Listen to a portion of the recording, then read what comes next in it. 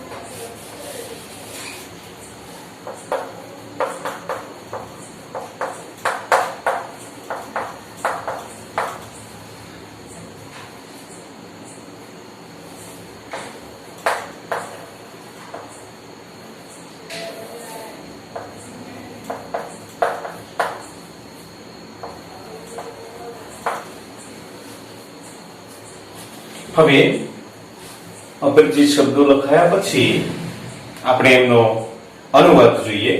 સુખ દુઃખયો ચ ગ્રહણાત, કે સુખ અને દુઃખને ગ્રહણ કરવાના કારણે, છિન્ને ચ વિરોહાતા, અને કપાયેલાના ફરી પાંગરવાના કારણે, વૃક્ષાણામ જીવમ પચ્છામિ, કે વૃક્ષોમાં ચૈતન્ય જીવ જોઉં છું, અચૈતન્યમ ન વિદ્યતે, કે અચૈતન્યનો અભાવ નથી, ચેતનાનો અભાવ નથી. કે સુખ દુઃખયો ચ ગ્રહણાત, કે સુખ અને દુઃખને ગ્રહણ કરવાના કારણે, છિન્નસ્ય ચ વિરોહણાત, કપાયેલા ફરી પાંગરવાના કારણે, વૃક્ષાણામ જીવમ પશ્યામિ, કે હું વૃક્ષોમાં જીવને જોઉં છું, અચેતન ચૈતન્યમ ન વિદ્યતે, કે ચેતનાનો અભાવ નથી.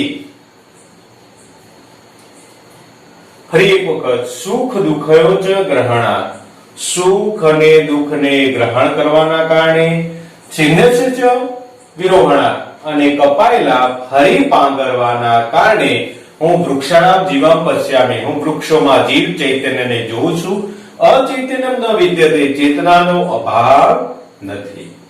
આગળ વધીએ છઠ્ઠા શ્લોક તરફ. તેન તસ્વ તત જલમ આદતમ જરયતે અગ્નિ મારુતો આહાર પરિણામ ચ સ્નેહો વૃદ્ધિ જાયતે.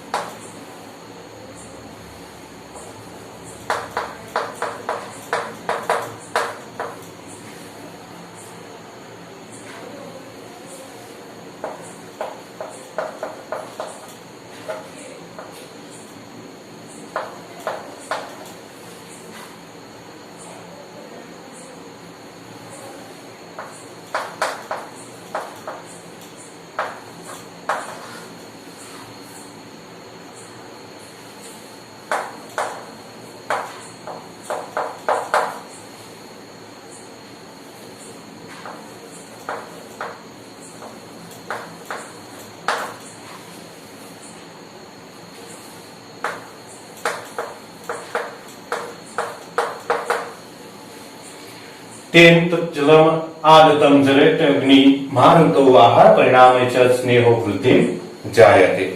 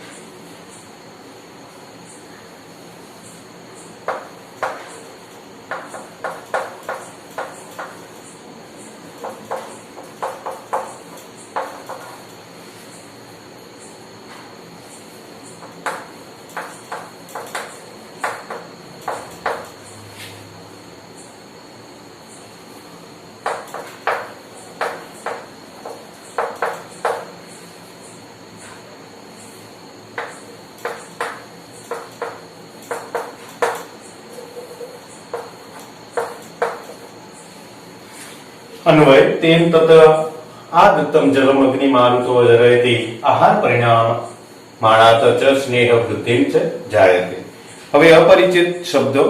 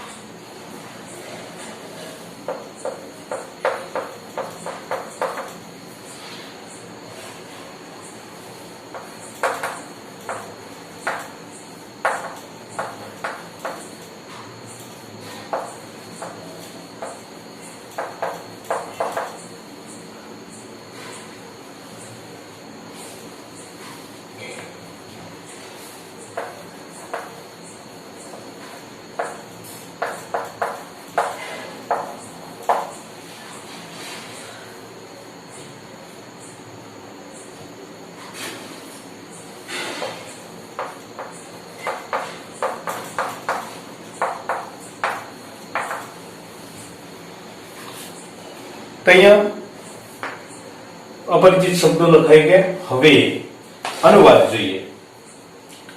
તેન તત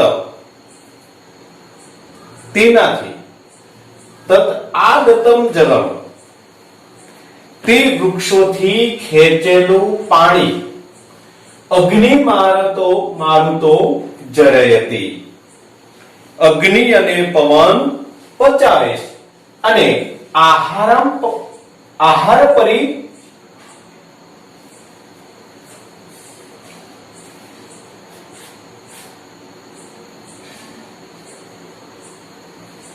આહાર પરિણામાત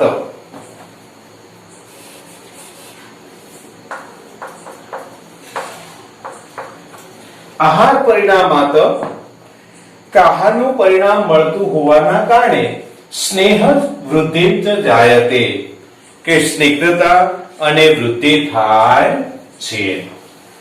ફરી એક વખત તેનાથી તત આગતમ જલમ તે વૃક્ષોથી ખેંચેલું પાણી, અગ્નિ મારુતો જરયતિ અગ્નિ અને પવન પચાવે છે અને આહાર પરિણામાત આહારનું પરિણામ મળતું હોવાના કારણે સ્નેહ અને વૃદ્ધિ થાય છે.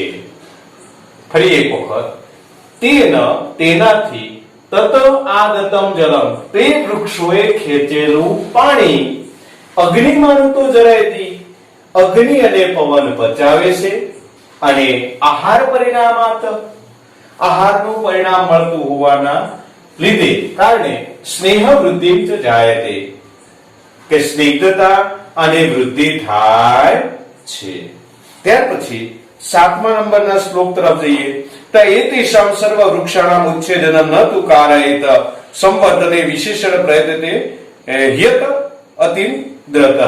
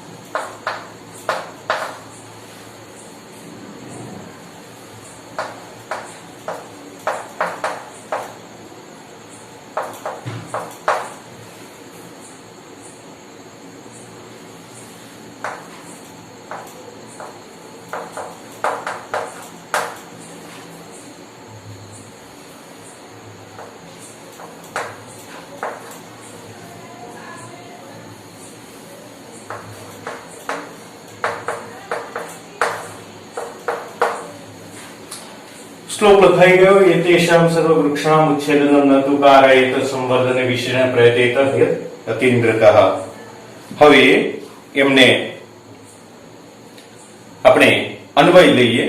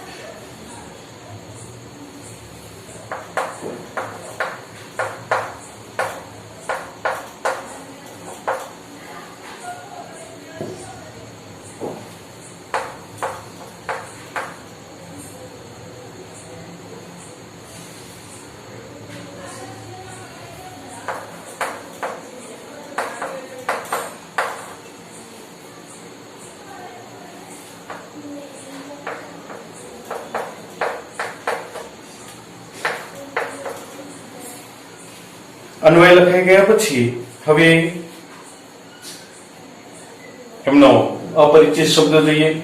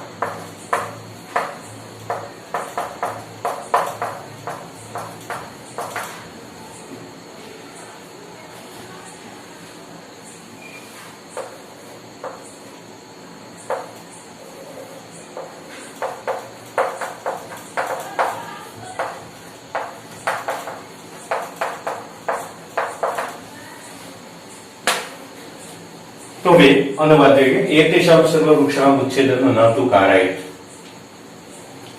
કે આ બધા એતેષાં સર્વ વૃક્ષાણાં ઉચ્છેદન ન તુ કારયેત. કે આ બધા વૃક્ષોનો ઉચ્છેદ ન કરવો જોઈએ. એતેષાં સર્વ વૃક્ષાણાં ઉચ્છેદન ન તુ કારયેત. કે આ બધા વૃક્ષોનો ઉચ્છેદ વિનાશ ન કરાવો. સંવર્ધને વિશેષણ, ખાસ કરીને વિશેષ રીતે સંવર્ધેન, સંવર્ધને જાગ્રત રહીને, ખાસ કરીને અતંત્રિત જાગ્રત રહીને સંવર્ધને પ્રયતિત, કે ઉછેરવાનો પ્રયત્ન કરવો જોઈએ. કે એતેષાં સર્વ વૃક્ષાણાં ઉચ્છેદનં ન તુ કારયેતે.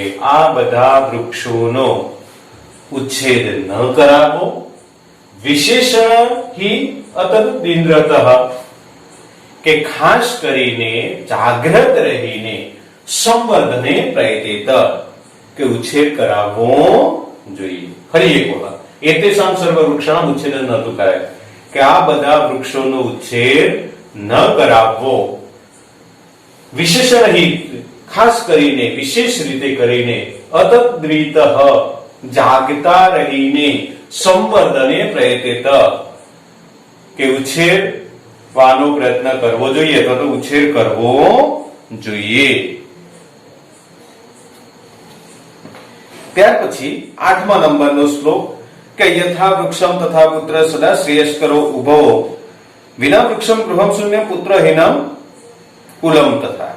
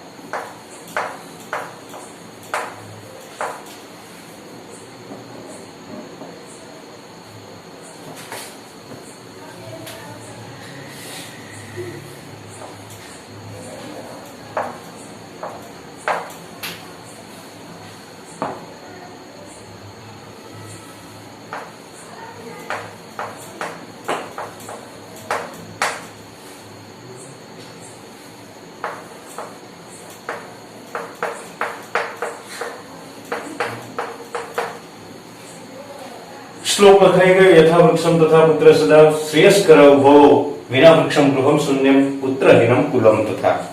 હવે એનો આપણે અન્વય લખી લઈએ। યથા વૃક્ષ તથા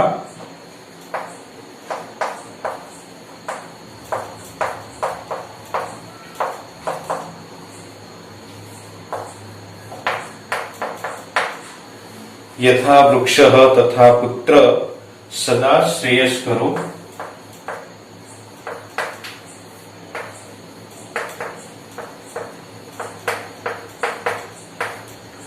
श्रेयस्करो उभौ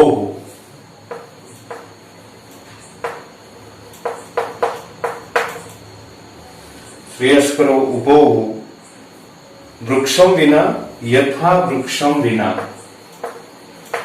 यथा वृक्षम विना गृहम शून्यम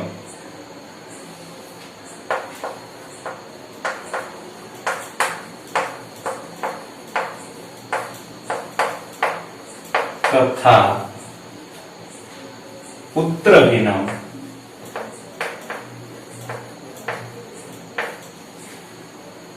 कुलमस्ति।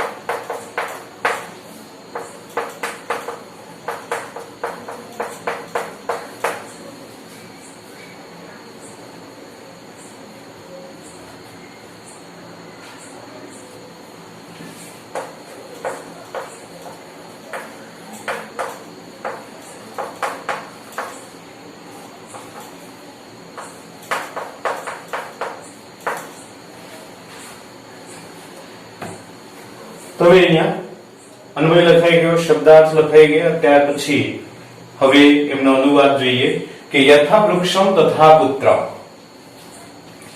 કે જેમ વૃક્ષ તેમ પુત્ર, સદા શ્રેયસ્કર ઉભો, એ બંને હંમેશા શ્રેયસ્કર કલ્યાણકારી છે। યથા વૃક્ષમ વિના ગૃહમ, જેમ વૃક્ષ વિના ઘર શૂન્ય હોય છે, ખાલી હોય છે, તેમ પુત્ર વગર કુળ ખાલી હોય છે। કે યથા વૃક્ષમ તથા પુત્ર, જેમ વૃક્ષ તેમ પુત્ર, ઉભો સદા શ્રેયસ્કરો, આ બંને હંમેશા કલ્યાણકારી છે। યથા વૃક્ષમ વિના ગૃહમ શૂન્યમ, કે જેમ વૃક્ષ વગરનું ઘર ખાલી છે, તેમ પુત્ર વગરનું કુળ શૂન્ય એટલે ભોગર છે। ફરી એક વખત યથા વૃક્ષમ તથા પુત્રમ, જેમ વૃક્ષ તેમ પુત્ર, આ બંને હંમેશા કલ્યાણકારી છે। જેમ વૃક્ષ વગર ઘર ખાલી છે, શૂન્ય છે, તેમ પુત્ર વગરનું કુળ ખાલી, શૂન્ય કે ભોગર છે। ત્યાર પછી 9મા નંબરનો શ્લોક एकेनाकपि सुवृक्षेण पुष्पितेन सुगन्धिना वासितं ते वनं सर्वेषु पुत्रेण कुलं यथा।